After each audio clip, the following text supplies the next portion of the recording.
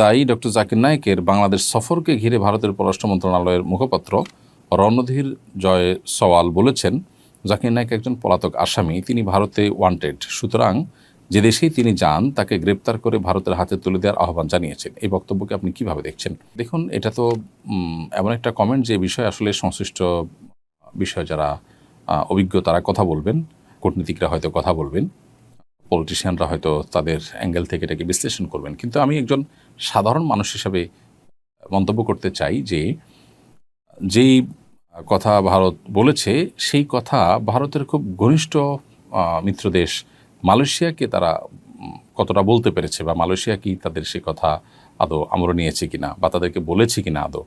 Malaysia তো doctor Zakir নায়েককে অত্যন্ত শ্রদ্ধার সাথে সেখানে তারা গ্রহণ করেছে এবং স্থান দিয়েছে।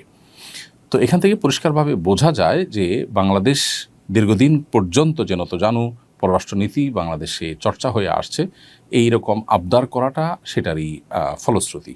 তা না হলে পাল্টা আরেকটি প্রশ্ন করা যায় যে বাংলাদেশের সাবেক ফ্যাসিস্ট সরকারের যে প্রধানমন্ত্রী ছিলেন তিনি এখন ভারতে আছেন এবং তার নামে তা মামলা হয়েছে, বিচার চলছে।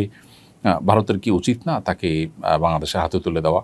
বাংলাদেশের হাতে তুলে দেওয়ার সে কাজটি ভারত করেছে, অথচ তারা জাকির নায়েকের মতো একজন দায়ী মাজলুম, যার প্রতি অন্যায় অবিচার ভারত সরকার করেছে দীর্ঘদিন পর্যন্ত, তারা সে অন্যায় করবার আবদার আবার বাংলাদেশের কাছে করেছে। এটি খুবই হাস্যকর এবং অবাস্তব। আমি একজন সাধারণ মানুষ হিসাবে, নাগরিক হিসাবে আমার মন্তব্য এটি। আল্লাহ রাব্বুল আলামিন ইসলামের দায়ীকে হেফাজত করুন এবং তার বাংলাদেশ সফরের যে সম্ভাবনা দেখা দিয়েছে সেটা আল্লাহ তাআলা নিরাপদ করুন, আমরা দোয়া করি।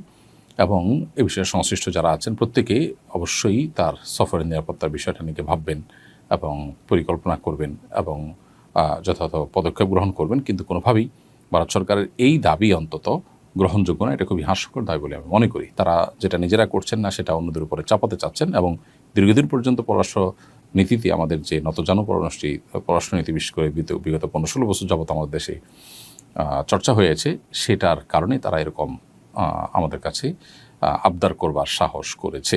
সম্প্রতি মেট্রো রেলের বিয়ারিং পড়ে এক ব্যক্তি মারা গেছেন। সরকার নিহত পরিবারকে 5 লাখ টাকা দেওয়ার ঘোষণা দিয়েছে।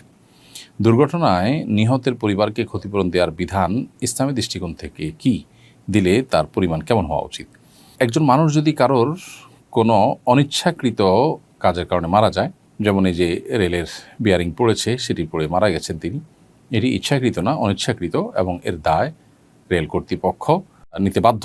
অতএব এই কর্তৃপক্ষ মানুষটির তার যে জীবন চলে গেল এর জন্য রক্তমূল্য দিতে, যেটাকে দিয়ত বলা হয় শরিয়ার পরিভাষায়, এটা দিতে তারা বাধ্য। এই রক্তমূল্য হলো 100 ওঁটের মূল্য। 100 ওঁট এটার যে মূল্য সেটি আজকের বাজারে আমরা হিসাব করলে প্রায় মিডল ইস্টের হিসাব করলে 4 থেকে 5 লক্ষ সৌদি রিয়াল হওয়ার কথা। তো সেটি বাংলাদেশি মুদ্রা যদি আমরা কনভার্ট করি তাহলে সেক্ষেত্রে অবশ্য বিভিন্ন বয়সে ওট দেওয়ার কথা এভারেজে আমরা বলেছি, সেক্ষেত্রে বাংলাদেশি মুদ্রা যদি সেটাকে কনভার্ট করা হয় সেটা 1.5 কোটি টাকা হওয়ার কথা প্রায়। অতএব এটা হলো ইসলামের শরিয়ার দৃষ্টিকোণ থেকে একটা মানুষের রক্তমূল্য। অতএব এখানে 5 লক্ষ টাকা কোনো বিচারেই এটা আসলে ক্ষতিপূরণ হতে পারে না। সেই পরিবারের একজনকে চাকরি দেওয়ার কথা আমরা শুনেছি, তাতেও আসলে একটা মানুষের জীবনের ক্ষতিপূরণ ক্ষতিপূরণ তো আসলে দেওয়া সম্ভব না, অন্তত গ্রহণযোগ্য লেভেলে ক্ষতিপূরণ দেওয়ার প্রচেষ্টা করা হয়েছে, সেটির মধ্যে এটা পড়ে না। মানুষের জীবনের মূল্য আসলে আমাদের দেশে এতটাই কম যে এটি বলার অপেক্ষা রাখে না। এখানে তো 5 লক্ষ টাকা দেয়া হচ্ছে, বহু জায়গায় যার যায় তারাই বুঝে, আর বাকিরা কেউ আসলে সেটিকে নিজেদের ঘাড়ে দায় হিসেবে নিতে চায় না, এবং দায় চাপানোর মতো সেরকম আইনের শাসন আমাদের সমাজে নেই বললে চলে, যেটা দুর্ভাগ্যজনক বাস্তবতা। এরপরে প্রশ্ন করেছেন মাহমুদুল হাসান, আপনি লিখেছেন, প্রতিবন্ধী পাত্রপাত্রী অভিভাবকের অমতে বিয়ে করতে পারবে কিনা? কারণ কেউ তো চাইবে না তাদের মেয়ের একটা পরনির্ভরশীল প্রতিবন্ধীর সাথে বিয়ে হোক। এদিকে প্রতিবন্ধী পাত্রের সব কিছুই করে দিতে হয়, তাই বিয়ে করা বেশ প্রয়োজন।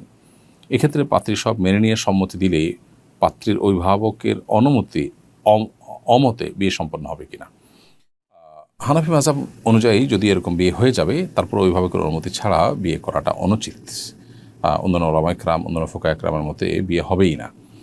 আর বিয়ের ক্ষেত্রে পাত্রপাত্রীর পছন্দ অপছন্দ এটাই শরীয়তের দৃষ্টিকোণ থেকে মূলত মুখ্য। অতএব তারা যদি সম্মত থাকে তাহলে সেক্ষেত্রে মৌলিকভাবে অন্যদের সেখানে বড় ধরনের আপত্তি করবার স্কোপ খুব বেশি নেই।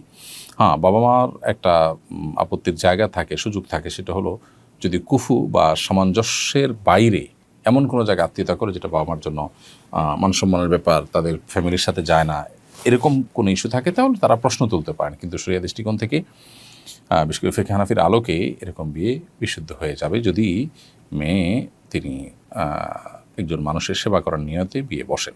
আমার প্রথম স্ত্রী মারা গেছেন, সেই সংসারে আমাদের 2টি সন্তান আছে। ছেলের বয়স 20, মেয়ের 15। পরে দ্বিতীয় বিয়ে করেছিলাম, কিন্তু সন্তানদের সঙ্গে বনিবনা না হওয়ায় তাকে তালাক দেই। এখন তৃতীয় বিয়ের সিদ্ধান্ত নিয়েছি, কিন্তু সন্তানরা এতে রাজি না। তারা বলছে হয়তো স্ত্রী নয়তো সন্তান, এর যে কোনো একটা বেছে নিতে। এখন আমার করণীয় কি? ভাই মাহবুব রহমান, প্রথম কথা হলো যে বিয়ে না করলে যদি আপনার গুনাহে লিপ্ত হওয়ার আশঙ্কা না থাকে, বরং নিজের প্রতি নিজের সে কনফিডেন্ট থাকে যে আপনি কোনো প্রকার ফিতনায় জড়াবেন না, তাহলে সেক্ষেত্রে আপনার জন্য বিয়ে করা তো আবশ্যক না। আর যদি ওরকম আশঙ্কা থাকে, নিজের প্রতি নিজের সে কনফিডেন্ট না থাকে, বরং ফিতনার জড়িয়ে যাওয়ার ভয় থাকে, তাহলে সেক্ষেত্রে আপনার জন্য বিয়ে করা ফরজ। তাতে সন্তানরা কী বললো না বললো সেটা আপনার দেখার বিষয় না। এবং যদি এর বিপরীতটা যেটা বলছিলাম যে গুণামুক্ত থাকার সুযোগ আছে, তাহলে সেক্ষেত্রে আপনি বিয়ে না করে সন্তানদের কথা চাইলে শুনতে পারেন, তবে সন্তানদের কথা শুনতে আপনি বাধ্য নন।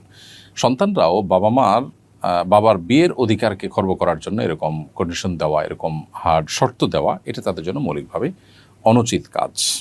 আমার বয়স 26 বছর, অভিভাবকরা বিয়ে না দিয়ে চাকরি করাতে চাচ্ছেন। এক্ষেত্রে বিয়ের জন্য জোর দিয়ে বললে কি গুনাহ হবে, বেয়াদবি হবে? মেয়ে বিয়ের উপযুক্ত হলে অভিভাবক হিসেবে বাবা মার কর্তব্য তাকে বিয়ে দেওয়ার ব্যবস্থা করা। যদি সেটি অভিভাবকরা না করেন, তাদের দুনিয়ার প্রতি আসক্তির কারণে, একজন মেয়ের 26 বছর বয়স হয়ে যাওয়া মানে অনেক যথেষ্ট বয়স হয়ে যাওয়া।